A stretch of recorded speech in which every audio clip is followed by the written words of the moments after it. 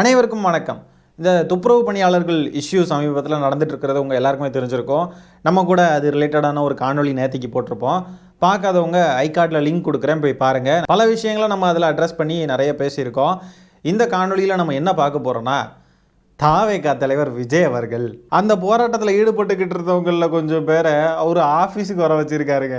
எனக்கு ஒன்றுமே புரியலைங்க. இவர் என்ன கணக்கில் இருக்கார் அப்படின்றதே புரியல. கேட்டால் சொல்கிறாங்க, அவர் அந்த இடத்துக்கு வந்தால் எவ்வளோ கூட்டம் வருது தெரியுமா, எப்பவுமே இதே உருட்டு, இதே வடை, இந்த வடனே வடை வைக்கிறதுலே இருக்கானுங்க தாவேகா காரணங்க.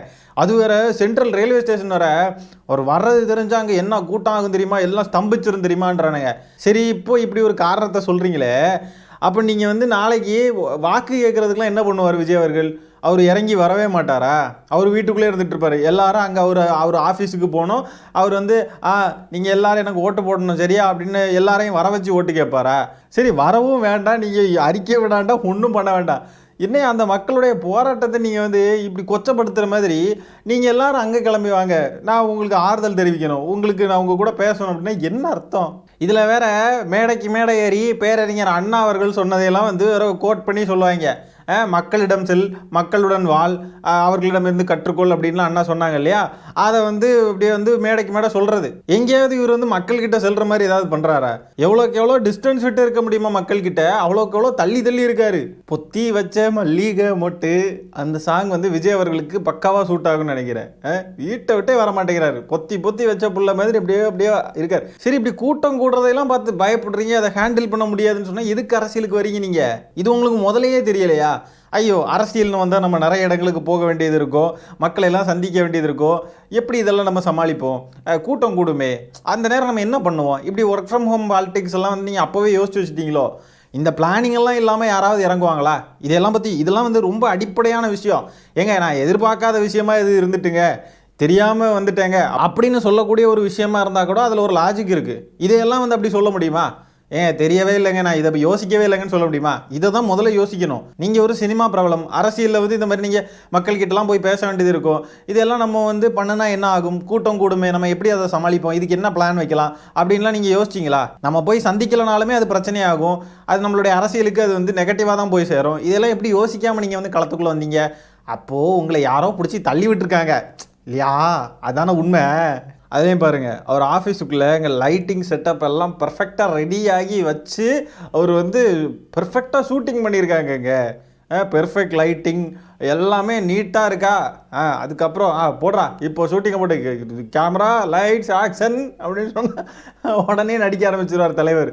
வாட் ப்ரோ, இன்னும் இந்த ஷூட்டிங்கு ஆக்டிங் எல்லாம் விடலையா? நீங்கள் அரசியலுக்குள்ளே வந்துட்டீங்கயா? லைட்டிங் ஒருவேளை இப்படி இருக்குங்க.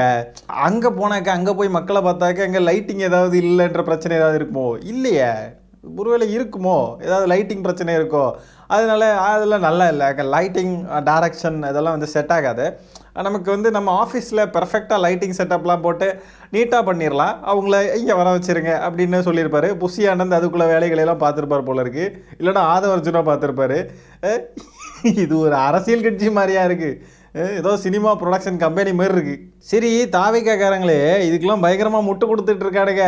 ஐயோ, அது வேற கதைங்க. அதில் எப்படிலாம் சொல்கிறானுங்க தெரியுமா? முதல்ல நாங்கள் ட்விட்டரில் போட்டு பார்த்தோம், திமுக அரசு செவி சாய்க்கிற மாதிரி தெரில, அதனால எங்கள் தோழர்களில் ஏதாவது 1-2 பேர் அங்கே அனுப்பி பார்த்தோம், செவி சாய்க்கிற மாதிரி தெரில, அப்படி இப்படி பண்ணி பார்த்தோம். ஒன்றா அதெல்லாம் வாய்ப்பே இல்லை போல இருக்குது. அதனால எங்கள் தலைவர் டேரெக்டாக அவங்கள எல்லாம் டேரெக்டாக பார்க்குறதுக்கே கூப்பிட்டுட்டாரு அப்படின்ட்டுலாம் உருட்டுறானுங்க. சரி, நீங்கள் இப்படி என்ன தான் முட்டு கொடுத்தாலும் பொதுமக்களுக்கு ஒரு டவுட் இருக்கும். விஜய் அவர்களுடைய செயல்பாடுகளில் அவர் மக்கள்கிட்டே வர மாட்டேங்கிறாரப்பா. இவர் நாளைக்கு ஆட்சிக்கெலாம் வந்தார்னா எப்படி மக்கள்கிட்ட எப்படி அணுகுவார்? இவர்கிட்ட நம்ம எப்படி நெருங்க முடியும்? ஒவ்வொரு பிரச்சனைக்குமே ரொம்ப காலதாமதமாக்குறாரு. அதுக்கு ஒரு அறிக்கை விடுறது கூட சில பிரச்சனைகளுக்கு பண்ணவே மாட்டேங்கிறாரு. இப்போ இந்த கவின் அவர்களை இறந்த அந்த விஷயத்துக்கு ஒரு அறிக்கை கூட விடலை, எந்த ஆறுதலும் தெரிவிக்கலை, அந்த பக்கம் போய் நிற்கிற மாதிரியே தெரில. அது மட்டும் இல்லாமல் மக்களுக்கு ஒரு பிரச்சனைனா அந்த இடத்துக்கு போகிறது ரொம்ப யோசிக்கிறாரு. அப்படியே என்னமோ அவருக்கு இதில் ஏதோ பிரச்சனை இருக்கிற மாதிரியே டீல் பண்ணிக்கிட்டு இருக்காரு. அப்போ இவர் எப்படி நம்புறது அப்படின்ற ஒரு கேள்வி மக்களுக்கு வரும் இல்லையா? அதுக்கெல்லாம் நீங்கள் என்ன பதில் வச்சுருக்கீங்க?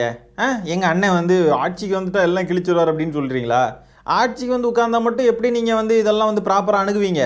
ஒரு புதுசாக தொடங்கப்பட்ட அரசியல் கட்சி தான் ரொம்ப ரொம்ப ஆக்டிவாக செயல்படும். ஆனால் இங்கே பார்த்தா எல்லாம் அப்படியே தூங்கி வழிஞ்சு வழிகிறானுங்க. அப்படியே உங்கள் அண்ணனுக்கு வந்து கூட்டம் கூட்டுற இந்த பிரச்சனையெல்லாம் இருக்குது, ஐயோ ஐயோ ஐயோ ஐயோன்னு வைக்கிறீங்க இல்லையா?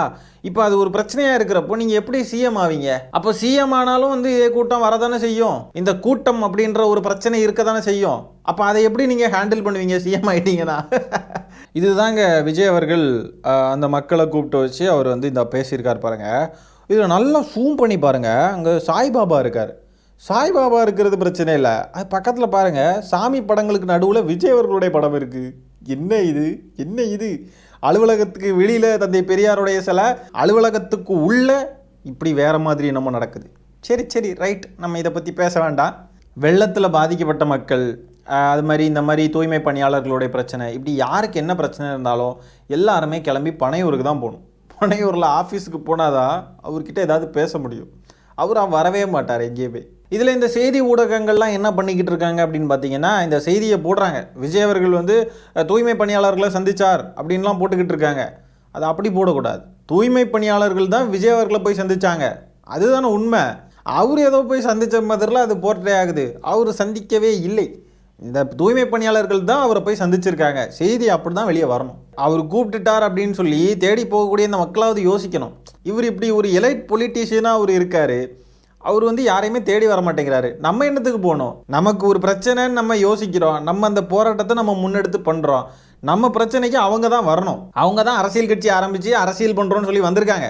அப்போ அவங்க தான் வரணுமே ஒழிய நம்ம அவங்கள தேடி போகணும் அப்படின்றதெல்லாம் அது ஒரு சுயமரியாதை இல்லாத செயலாக தான் அது பார்க்க வேண்டியதாக இருக்குது. அந்த மக்கள்லாம் கொரோனா காலத்துலேயும் அவங்க வந்து வீட்டிலேருந்து வேலை செய்கிற மாதிரி இல்லை அவங்களுடைய வேலை.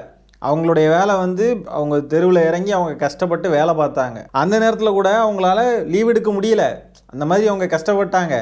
ஆனால் விஜய் அவர்களை பாருங்கள், அப்பேற்பட்ட மக்களுக்கு ஒரு பிரச்சனைன்றப்போ அவங்கள நேரில் போய் சந்திக்கிறத விட்டுக்கிட்டு இந்த விஷயத்தில் கூட ஒர்க் ஃப்ரம் ஹோம் பாலிடிக்ஸ் பண்ணிக்கிட்டு இருக்காரு. தலைவர்களுக்கு மாலை போடுறது தான் ஒர்க் ஃப்ரம் ஹோம் பாலிடிக்ஸ் ஆக்கிட்டீங்க, அறிக்கை விட்டு விட்டு ஒர்க் ஃப்ரம் ஹோம் பாலிடிக்ஸ் ஆக்குனீங்க. சரி, 1-2 விஷயங்களில் ஒர்க் ஃப்ரம் ஹோம் பாலிடிக்ஸே பண்ணிக்கிட்டு இருந்தீங்கன்னு சொல்லி விமர்சனம் வந்துச்சுன்னா, விட்டால் இப்படி ஒர்க் ஃப்ரம் ஹோம் பாலிடிக்ஸை வந்து விடாமல் இவர் வந்து அதையே தான் பண்ணிக்கிட்டு இருப்பார் போல இருக்கே. இது வந்து ஒரு புது அரசியலை இவர் வந்து அறிமுகப்படுத்தணும்னு நினைக்கிறாரோ என்னமோ தெரில. நான் அப்படி தான் யோசிக்கிறேன். ஏன்னா எல்லாருமே வந்து எல்லா அரசியல் தலைவர்களும் களத்தில் இறங்கி கஷ்டப்பட்டு மேடை போட்டு பேசி கூட்டம் போட்டு அது இதுன்னு பல வேலைகளை பார்ப்பாங்க. ஆனால் விஜய் அவர்கள் வந்து நான் வந்து புது விதமாக ஏதாவது அரசியல் பண்ணணும், நான் தானே மாற்றுன்னு அவர் சொல்கிறாரு. ஸோ நம்ம இந்த அரசியலுக்கு ஒரு மாற்றத்திற்கான கட்சியாக இருக்கணும்னா இந்த அரசியல் செயல்பாடுகளே நம்ம மாற்றிட்டா என்ன அப்படி யோசிச்சிருப்பார். அதனால தான் ஒரு மாற்று கட்சி நாங்கன்னு சொல்லிக்கிட்டு இருக்காரோ என்னமோ. வீட்டில் இருந்தே அரசியல் பண்ணுறது அப்படின்ற ஒரு புது கான்செப்டை நாங்கள் கொண்டு வரோம், அடுத்து வரக்கூடிய அரசியல் கட்சிகளும் இதை ஃபாலோ பண்ணலாமே, வீட்டில் இருந்து அரசியல் பண்ணலாமே நினச்சிருப்பாரோ என்னமோ தெரில. ஒருவேளை அப்படி இருக்க வாய்ப்பு இருக்குங்க. அதே மாதிரியே ராகுல் காந்தி அவர்கள் சமீபத்தில் இந்த ஓட் சோரி விஷயத்தை வந்து எக்ஸ்போஸ் பண்ணி அவர் வந்து இதெல்லாம் பண்ணிட்டு இருந்தார் இல்லையா, அவரை சமீபத்தில் கைது பண்ணிட்டாங்க. சரிங்களா? அதுக்கு வந்து விஜய் அவர்கள் கண்டனம் தெரிவிச்சிருந்தார். அந்த கண்டனம் தெரிவித்த அறிக்கையில் பாஜக, இசிஐ, எலெக்ஷன் கமிஷனை வந்து எங்கேயுமே மென்ஷனே பண்ணலங்க. ராகுல் காந்தியை கைது செய்தது கண்டனத்துக்குரியது, அவ்வளோதான், கண்டனத்துக்குரியது தான். நான் வந்து பாஜக அரசை வன்மையாக கண்டிக்கிறேன் அதெல்லாம் கிடையாது, கண்டனத்துக்குரிய விஷயமுங்க, அவ்வளோதான். அப்படியே அவர் கண்டித்தாலும் ஒருவேளை எப்படி கண்டிக்க வாய்ப்பு இருக்குன்னா, பாஜக அரசே, மோடி அவர்களே, என்னுடைய அலுவலகத்துக்கு வந்து என்னுடைய கண்டனங்களை பெற்றுக்கொண்டு செல்லுமாறு அறிவுறுத்துகிறேன் உங்களுக்கு அப்படின்னு தான் சொல்லுவார் போல இருக்கு. அப்படிப்பட்ட ஒரு திறன் வாய்ந்த அரசியல்வாதி. சரி, போக்குவரத்து நெரிசல் வரும், கூட்டம் கூடிரும் அப்படின்றது தான் இவருக்கு பிரச்சனை, அதனால தான் அவர் வரமாட்டேங்கிறார் அப்படின்னா, அப்போது மதுரையில் ரோட் ஷோ நடத்தினார், இனிமேல் மதுரையில் மாநாடு நடத்த போகிறாரு, இங்கெல்லாம் கூட்டம் வரதானே செய்யும், நெருக்கடி ஏற்பட தானே செய்யும், கஷ்டங்கள் இருக்க தானே போகுது. அப்போ அதெல்லாம் பண்ண முடிஞ்சவரால் ஏன் இதை பண்ண முடியாது? உடனே சொல்லுவாங்க அது முறையாக காவல்துறை அனுமதி வாங்கிட்டு பெர்மிஷன்லாம் வாங்கிட்டு தான் வருவாங்க. இங்கே வந்து அப்படியெல்லாம் கிடையாதுல்ல, இங்கே வந்து டேரெக்டாக வர்ற விஷயம் இல்லையா, அப்படி டேரெக்டாக வந்தால் கூட்டம் கூடிரும் அப்படிம்பாங்க. அப்படியெல்லாம் கிடையாது, இது வந்து சப்பக்கிட்டு. அவர் எப்போ வரார் அப்படின்ற விஷயம் வெளியே தெரிஞ்சாதான் வந்துட்டு கொஞ்சம் கூட்டம் கூடுறதுக்கு வாய்ப்புகள் இருக்குது. சரியா? அவர் எப்போ வராருன்ற விஷயத்தையே வந்து வெளியே தெரியவிடாமல் சீக்ரெட்டாக வந்துடலாம். அந்த ஸ்பாட்டுக்கு வந்ததுக்கப்புறம் தெரியுது அப்படின்னாலும் கொஞ்சம் ஓகே, கொஞ்சம் அந்த கூட்டத்தை வந்து மேனேஜ் பண்ணிடலாம், அதுக்கப்புறம் பிரச்சனை இல்லை. அவர் வராமல் இருக்கிறதெல்லாம் வந்து சப்பக்கட்டு. இதை வந்து இந்த மக்களையெல்லாம் சந்திச்சிட்டார் அவர் அலுவலகத்தில் வச்சு. சந்தித்ததுக்கு அப்புறம் ஒரு அறிக்கை விட்டுருக்கார். அந்த அறிக்கையில் பார்த்தீங்கன்னா ரொம்ப உணர்ச்சி வசப்பட்டு டைப் பண்ணியிருக்கார் போல இருக்கு. அவர் டைப் பண்ண மாட்டார், எப்படியோ சொல்கிறேன். தனியாருக்கு தாரை வார்க்கப்பட்ட சென்னை மாநகராட்சி தூய்மை பணிகள்.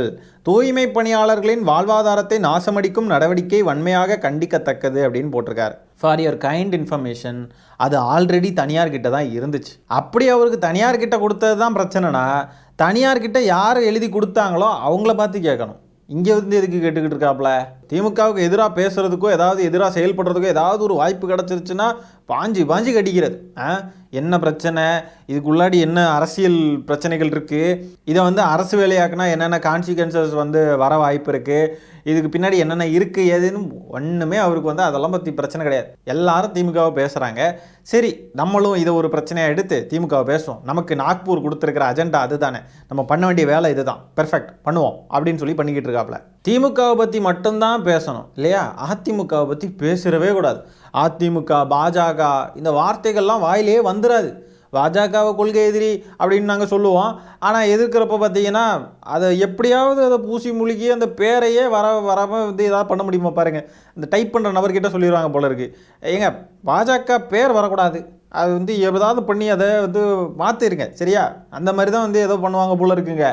பாஜகன்ற பேரையே உச்சரிக்க மாட்டேங்கிறாங்க. இந்த வாக்கு திருட்டு விவகாரத்தில் பாஜக வந்து ஒரு வார்த்தை கூட சொல்லலை. ஆனால் இந்த விஷயத்தில் திமுக திமுக திமுக திமுகன்னு பேசிக்கிட்டே இருக்கிறது.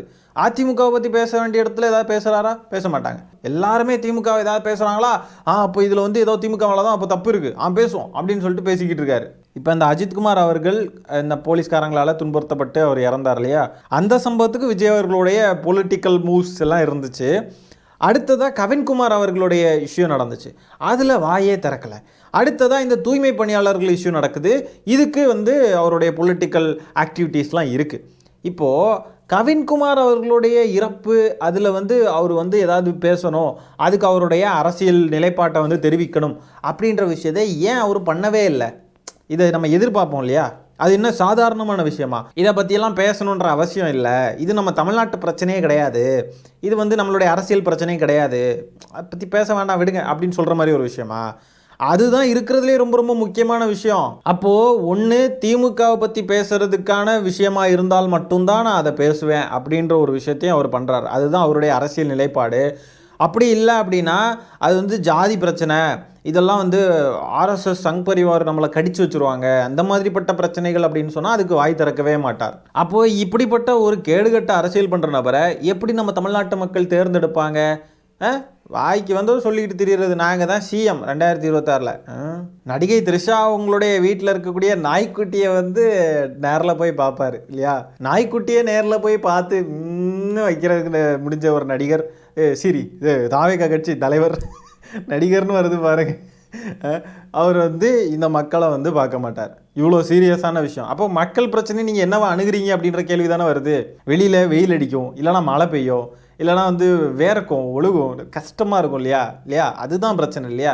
அந்த மக்கள் என்ன நினைக்கிறாங்க, அவங்களுக்கு என்ன தேவைப்படுது, அவங்களுடைய கோரிக்கை என்னவா இருக்குது, இதில் அரசியல் பிரச்சனைகள் ஏதாவது இருக்கா, அதெல்லாம் பற்றி பிரச்சனை இல்லை.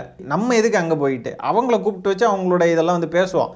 நமக்கு வந்து வேர்க்கும், ஆஃபீஸ்லனா ஏசி இருக்கும், நேரில் போனால் அது ரொம்ப கஷ்டம், ரொம்ப அட்ஜஸ்ட் பண்ணணும், அதெல்லாம் நமக்கு செட் ஆகாது. நம்ம வந்து இந்த மாற்றத்துக்கான அரசியலாக பண்ண வந்திருக்கோம் இல்லையா, எலைட் பாலிடிக்ஸ், அதுதான் நம்மளுடைய கொள்கை. நம்ம வந்து நம்மளுடைய அரசியல் நிலைப்பாட்டை விட்டு தள்ளி போகக்கூடாது. அடுத்ததாக பார்த்தீங்கன்னா இன்றைக்கி ஒரு அறிக்கை விட்டுருக்காரு விஜய் அவர்கள். இது என்ன அப்படின்னு பார்த்தீங்கன்னா, என் நெஞ்சில் குடியிருக்கும் தோழர்களுக்கு வணக்கம், நம்மோட அரசியல் பயணத்தில் அடுத்தடுத்த கட்டங்களை தாண்டி வர்றோம். ஸ்பெல்லிங்கை பாருங்கள் தமிழில், இடையில் ஈடை ஈல இதெல்லாம் போட்டு கடவுள் அருளால், கடவுளுடைய அருளால் அப்படின்றதெல்லாம் கிடையாது. வர்ற வா இர்ற நாம் முழு வீச்சில் தயாராகிட்டு வர்றோம். சூழலில் நம்மளோட 2வது மாநில மாநாட்டை நாயிட்ட மதுரை பாரபத்தியில் நாம் நடத்த இருக்கிறது உங்கள் எல்லாருக்கும் தெரிஞ்சது தான். முத்தமிழையும் சங்கம் வச்சு வளர்த்த மதுரையில் அது கேட்டால் இவனுங்க வந்து முட்டு கொடுக்குறானுங்க. அது பேச்சு வழக்கில் டைப் பண்ணுறதுங்க, இதெல்லாம் ஒரு விஷயமா எடுக்கிறீங்க. என்ன நினச்சிட்டு இருக்கீங்க? தமிழை போட்டு கொள்ளுன்னு கொள்றீங்க. மேடையில் ஏறி பேசுனாலும் கும்பளத்தின்னு வச்சுக்கிட்டு இருக்கீங்க. அறிக்கை விடுற இடத்துலையும் தமிழை போட்டு இப்படி பாடாப்படுத்துறீங்க. உங்ககிட்ட இருந்து தமிழை காப்பாற்றணும் போல இருக்குது. தமிழக வெற்றி கழகம்னு ஆளுக்கு முன்னாடி பேரை மட்டும் வச்சிடணும். தமிழை போட்டு அந்த பாடுபடுத்தி குடும்பப்படுத்துறீங்க. ஒரு கட்சியுடைய தலைவர் விடக்கூடிய அறிக்கையுடைய லட்சணத்தை பாருங்களேன். என்ன இது இதில் இது ஒரு அறிக்கையாக எடுத்துக்கிறதா? குப்பையில் தூக்கி தூர போடணும். என்னதான் பேச்சு வழக்கில் நம்ம பேசினாலும் என்ன இது வாட்ஸ்அப் சேட்டிங்கா, டைப்பிங்கா? ஒரு அரசியல் கட்சி தலைவர் பொதுவாக வந்து ஒரு அறிக்கை விடுறாரு, அது பொதுமக்களும் பார்ப்பாங்க, ஒரு கட்சி தொண்டர்களும் பார்ப்பாங்க. அவங்களுக்கான ஒரு விஷயம் ஏதோ வாட்ஸ்அப்பில் வந்து டெக்ஸ்ட் பண்ணுற மாதிரி இது பண்ணிக்கிட்டு இருக்காங்க. அதுவும் தமிழ் மக்களுக்கான அரசியல் கட்சி அப்படின்றப்போ தமிழை வந்து அப்படி வந்து பார்த்து இது பண்ணோம். தமிழக வெற்றி கழகத்தில் இக்கு போடலைன்ற ஒரு விஷயத்துக்கே அவ்வளோ விஷயங்கள் இங்கே வெடிச்சுது. என்ன இது தமிழ்நாட்டுக்கான கட்சின்னு வரீங்க, ஒரு இக்கு போடுறதுக்கு உங்களுக்கு தெரியாதான்னு? இங்கே பாருங்க, இவ்வளோ பெரிய அறிக்கை விட்டு தமிழை போட்டு எப்படி கொடுமைப்படுத்தி வச்சிருக்காருன்னு பாருங்கள். அப்போ பேச்சு வழக்கில் டைப் பண்ணி இப்படியெல்லாம் போடுறது சரிதான் அப்படின்னா, அப்போ நீங்கள் ஆட்சிக்கெலாம் வந்துட்டீங்க அப்படின்னு சொன்னால் உங்களுடைய அஜெண்டாவே அதுவாக தான் இருக்குமோ? அப்படியே பேச்சு வழக்கில் டைப் பண்ணுறதே நார்மலாக்கி அப்படியே தமிழ் மொழியுடைய ஆக்சுவலான தூய தமிழில் டைப் பண்ணுறது இதெல்லாம் வந்து மொத்தமாக காணாமல் ஆக்கிடுவீங்களோ? என்னத்தையோ இது ஒரு கட்சி, இது ஒரு கொள்கை, மாற்று அரசியலாம். இதில் வேற மக்களிடம் செல், மக்களிடம் வாழு, மக்களிடம் வந்து கற்றுக்கொள்னு சொல்லிட்டு பேரறிஞர் அண்ணா சொன்ன கோட்ஸை வேற இவங்க வந்து பேசிக்கிட்டு திரிகிறது போகிற வர மேடையில எல்லாம். ஏன்டா இப்படி கேவலப்படுத்துறீங்க தமிழ்நாட்டையும், தமிழ்நாட்டு தலைவர்களையும், தமிழ்நாட்டுடைய அரசியலையும் எதுக்கு இப்படி போட்டு கொச்சப்படுத்தி கேவலப்படுத்துறீங்க? தயவு செஞ்சு போயிருங்க. 2026 வீட்டுக்கு போயிருங்க எல்லாரும். அரசியலே இருக்காதீங்க நீங்கள். வேண்டாம் போகக்கூடாது, எங்களுக்கு கண்டென்ட் தரணும். ஆனால் இந்த மாதிரி கொடுமைப்படுத்தாதீங்கயா, ரொம்ப கஷ்டமாக இருக்குது இதெல்லாம் பார்த்தா. என்ன இது? இந்த மாதிரிலாம் கொடுமைகள் படுத்தாமல் நல்ல கண்டென்ட் தாங்க. மக்கள்லாம் இப்போ யாரும் இந்த டிவி சேனல்ஸில் வரக்கூடிய காமெடி சேனல்ஸ் எல்லாம் வந்து பெருசாக யாரும் பார்க்குற மாதிரி தெரில. எல்லோரும் இந்த யூடியூப் சேனல்ஸில் தாவேக்கா, நாம் தமிழர் இந்த மாதிரிலாம் டைப் பண்ணி அதை வந்து ட்ரோல் வீடியோஸ்லாம் பார்க்குறதுக்கு விரும்புகிறாங்க. அதனால் ப்ராப்பராக வந்து கண்டென்ட் மட்டும் தாங்க. இந்த மாதிரி தமிழ் மொழியை வந்து இப்படிலாம் படுத்துறது இதெல்லாம் எங்களுக்கு கோவம் வரும், பார்த்துக்கோங்க. ஆகவே மக்களே, இந்த காணொலியை நான் இதோட என் பண்ணிக்கிறேன். வீடியோ பிடிச்சிருந்தா ஒரு லைக்கை தட்டி விட்டு உங்களுடைய கருத்துக்களை கமெண்ட்டை பதிவு பண்ணுங்கள். நன்றி, வணக்கம்.